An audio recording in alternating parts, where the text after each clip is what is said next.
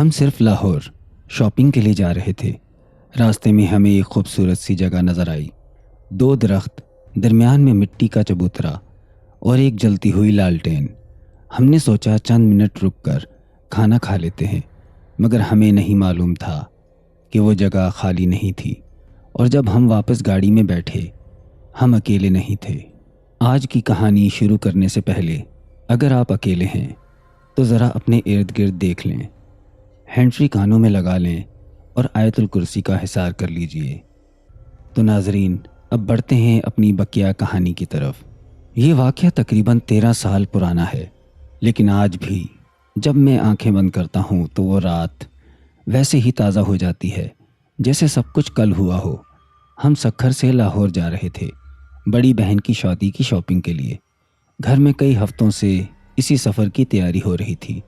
امی نے لسٹیں بنا رکھی تھی، ابو نے بجٹ طے کیا تھا، اور ہم بہن بھائیوں کے لیے یہ ایک چھوٹا سا ایڈونچر تھا۔ شام تقریباً 5:30 بجے ہم نے گھر سے روانگی کی۔ محلے والے رخصت کرنے آئے۔ امی نے دروازے پر کھڑے ہو کر صدقہ دیا اور ابو نے گاڑی سٹارٹ کرتے ہوئے آہستہ سے بسم اللہ کہا۔ سردیوں کا موسم تھا، ہوا میں ہلکی سی ٹھنڈک اور سڑکوں پر شام کی نارنجی روشنی پھیلی ہوئی تھی۔ شروع کے چند گھنٹے ہنسی مذاق میں گزر گئے۔ گاڑی کے اندر گانے چل رہے تھے۔ چھوٹا بھائی بار بار کہتا، لاہور پہنچ کر میں سب سے پہلے جوتے لوں گا۔ بہن مسکرا رہی تھی، کبھی کھڑکی سے باہر دیکھتی، کبھی اپنے فون میں شادی کے ڈیزائنز دیکھتی۔ امی بار بار کہتی، راستے میں کہیں رک کر کھانا کھا لیں گے، باہر کا زیادہ مت کھانا۔ رات آہستہ آہستہ گہری ہوتی گئی، شہروں کی روشنیاں پیچھے رہ گئیں۔ اب سڑک لمبی اور سنسان ہو چکی تھی۔ دور کہیں کہیں ٹرکوں کی لائٹس نظر آتی، پھر وہ بھی غائب ہو جاتی۔ گاڑی کے شیشے باہر اندھیرا اتنا گہرا تھا کہ لگتا تھا جیسے سڑک کسی خالی خلا میں جا رہی ہو۔ تقریباً رات کے 12 بجے ہم ایک ایسے علاقے میں داخل ہوئے جہاں آس پاس کھیت تھے اور چھوٹے چھوٹے کچے گھر دور دور نظر آ رہے تھے۔ موبائل کے سگنل بھی کمزور ہو چکے تھے۔ ابو نے رفتار کم کر دی۔ انہوں نے کہا، ذرا آگے دیکھتے ہیں، کوئی کھلی جگہ مل جائے تو رک کر کھانا کھا لیتے ہیں۔ سب تھک بھی گئے تھے۔ اسی دوران ہمیں سڑک کے کنارے ایک کھلی سی جگہ نظر آئی۔ دور سے ہی 2 بڑے درخت نمایاں تھے۔ ان کے بیچ میں مٹی کا ایک گول چبوترا سا بنا ہوا تھا، اور حیرت کی بات یہ تھی کہ اس پر ایک لالٹین جل رہی تھی۔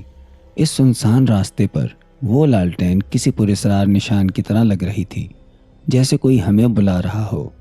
امی نے کہا، یہ جگہ ٹھیک نہیں لگ رہی ہے، چند منٹ رک جاتے ہیں۔ ابو نے گاڑی آہستہ سے سائڈ پر لگا دی۔ انجن بند ہوا تو اچانک عجیب سی خاموشی چھا گئی۔ وہ خاموشی جو عام نہیں ہوتی، جیسے ہوا بھی سانس روک کر کھڑی ہو۔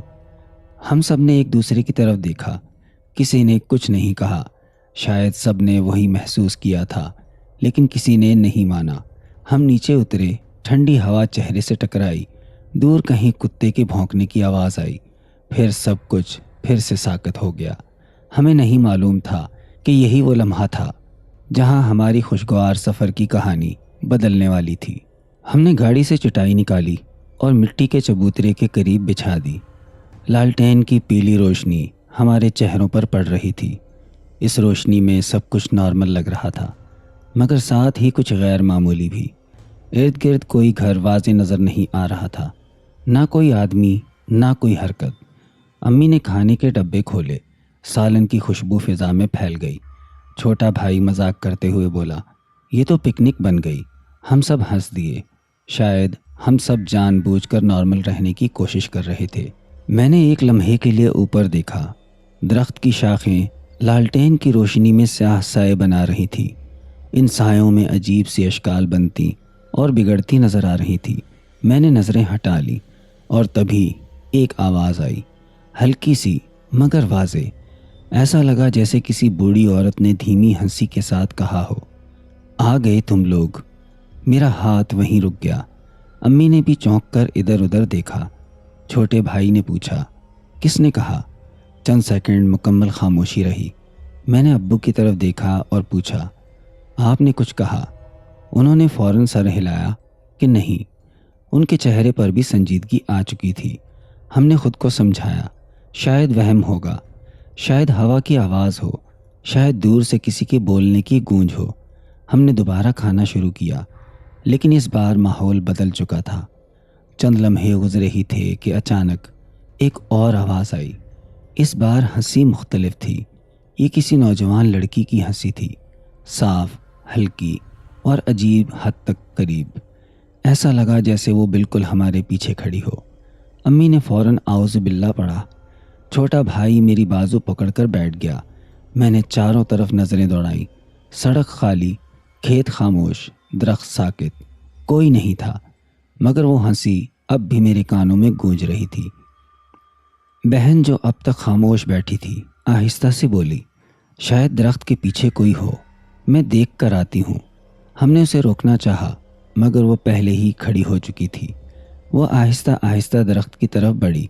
لالٹین کی روشنی اس کے پیچھے لمبا سا سایہ بنا رہی تھی۔ اس نے درخت کے تنے کے قریب جا کر ایک لمحے کے لیے رک کر جھانکا۔ سب کی سانسیں تھم گئیں۔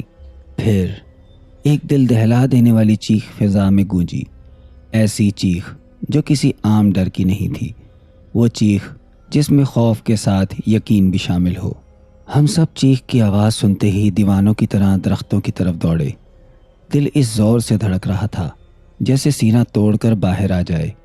اندھیری رات میں لالٹین کی مدھم روشنی زمین پر لمبے ٹیڑھے سائے بنا رہی تھی۔ پتے سرسرانے لگے تھے، جیسے ہوا نہیں بلکہ کوئی اندیکھے قدم ان پر چل رہے ہوں۔ درخت کے پیچھے پہنچ کر جو منظر ہم نے دیکھا وہ آج تک میری آنکھوں میں جمع ہوا ہے۔ وہاں ایک عورت کھڑی تھی، لمبی، غیر معمولی حد تک لمبی۔ اس نے سرخ لباس پہن رکھا تھا جو زمین تک پھیلا ہوا تھا۔ کپڑا پرانا تھا لیکن ہوا کے بغیر بھی ہل رہا تھا، جیسے کسی پوشیدہ سانس سے لہرا رہا ہو۔ اس کے سر پر لمبا گھونگھٹ تھا جو اس کے چہرے کو ڈھانپے ہوئے تھا، مگر وہ زمین پر کھڑی نہیں تھی، وہ زمین سے چند انچ اوپر معلق تھی۔ میری بہن درخت کے تنے کے پاس کھڑی کانپ رہی تھی۔ اس کی آنکھیں پھیلی ہوئی تھی جیسے وہ بولنا چاہتی ہو مگر آواز ساتھ نہ دے رہی ہو۔ ابو نے لالٹین اونچی کی، تب ہمیں اس کے پاؤں دکھائی دیے۔ وہ الٹے تھے، ایڑی آگے، انگلیاں پیچھے۔ میرے جسم میں جیسے برف دوڑ گئی۔ بچپن میں بزرگوں سے جو کہانیاں سنی تھی سب ایک ساتھ یاد آ گئی۔ امی نے بے اختیار آیت الکرسی پڑھنا شروع کر دی۔ ان کی آواز کپ کپا رہی تھی۔ اچانک لالٹین کی روشنی تیزی سے ٹمٹمانے لگی۔ ہوا اچانک تیز ہو گئی۔ درختوں کی شاخیں زور زور سے ہلنے لگی جیسے کوئی انہیں جھنجھوڑ رہا ہو۔ مگر عجیب بات یہ تھی کہ ہمیں ہوا اپنے چہروں پر محسوس نہیں ہو رہی تھی، صرف درخت ہل رہے تھے۔ اور پھر وہ آہستہ آہستہ ہماری طرف مڑی۔ گھونگھٹ خود بخود ایک طرف سرکنے لگا جیسے کسی اندیکھی طاقت نے اسے کھینچا ہو۔ اس کا چہرہ جل چکا تھا، جلنے کے نشان اس کی جلد پر پھیلے ہوئے تھے۔ گوشت کچھ جگہوں پر سیاہ پڑ چکا تھا، کچھ جگہوں سے سرخی جھلک رہی تھی۔ آنکھیں غیر فطری طور پر سفید تھیں، ان میں پتلیاں نظر نہیں آ رہی تھیں۔ اس کے ہونٹ پھٹے ہوئے تھے مگر اس کے کناروں پر ایک عجیب سی مسکراہٹ تھی۔ اس نے گردن ٹیڑھی کی اور ہمیں دیکھنے لگی۔ اس کی سانس کی آواز صاف سنائی دے رہی تھی جیسے کوئی انگاروں پر سانس لے رہا ہو۔ ایک بدبودار جلنے کی مہک فضا میں پھیل گئی جس سے میرا سانس لینا مشکل ہو گیا۔ ابو نے بلند آواز میں اعوذ باللہ من الشیطان الرجیم پڑھا۔ وہ عورت اچانک چند قدم نہیں چند انچ ہماری طرف سرک آئی۔ اس کے لباس کا کنارہ زمین کو چھو رہا تھا مگر اس کے پاؤں زمین سے اوپر ہی تھے۔ میری بہن نے آنکھیں بند کر کے چیخ مار دی۔ اسی لمحے لالٹین بجھ گئی۔ چاروں طرف مکمل اندھیرا چھا گیا، صرف اس کی ہنسی گونجی، ایک ٹوٹی ہوئی جلی ہوئی آواز میں، اور ہمیں احساس ہو گیا کہ ہم وہاں اکیلے نہیں تھے۔ ابو نے ایک لمحہ بھی ضائع نہیں کیا۔ انہوں نے بہن کو سہارا دیا، ہمیں جلدی سے گاڑی میں بٹھایا اور خود ڈرائیونگ سیٹ پر بیٹھ کر کانپتے ہاتھوں سے چابی گھمائی۔ حیرت کی بات یہ تھی کہ گاڑی فوراً سٹارٹ ہو گئی۔ ہم نے پیچھے مڑ کر نہیں دیکھا۔ امی مسلسل دعائیں پڑھ رہی تھی اور میں بار بار عقبی شیشے سے اندھیرے کو دیکھ رہا تھا جیسے کوئی ہمارا پیچھا کر رہا ہو۔ ہم تیزی سے سڑک پر آگے بڑھے۔ مگر صرف چند منٹ بعد گاڑی اچانک جھٹکا کھا کر بند ہو گئی۔ ابو نے دوبارہ سٹارٹ کرنے کی کوشش کی مگر انجن نے جواب دے دیا۔ گھڑی دیکھی تو رات کے 2 بج رہے تھے۔ سڑک بالکل سنسان تھی، نہ کوئی روشنی نہ کوئی آواز۔ تبھی دور سے سائیکل کی گھنٹی سنائی دی۔ ایک بوڑھا شخص آہستہ آہستہ قریب آیا۔ اس کا چہرہ دھندلا تھا، آنکھیں جھکی ہوئی۔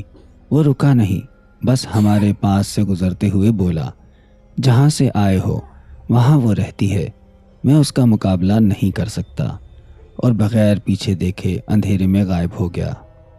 گاڑی بند تھی، رات گہری ہو چکی تھی اور ہمارے دلوں کی دھڑکنیں تیز ہو رہی تھی۔ ابو نے اچانک آنکھیں بند کی اور بلند آواز میں آیت الکرسی پڑھنا شروع کر دی۔ ان کی آواز میں کپکپاہٹ تھی مگر یقین بھی تھا۔ امی سسکیاں لیتے ہوئے دعائیں مانگ رہی تھی۔ ہم سب رونے لگے۔ ایسا لگ رہا تھا جیسے فضا بھاری ہو گئی ہو، جیسے کوئی چیز ہمیں گھیرے کھڑی ہو۔ ابو نے آیت الکرسی مکمل کی اور اسی لمحے گاڑی نے بغیر چابی گھمائے خود بخود اسٹارٹ لے لیا۔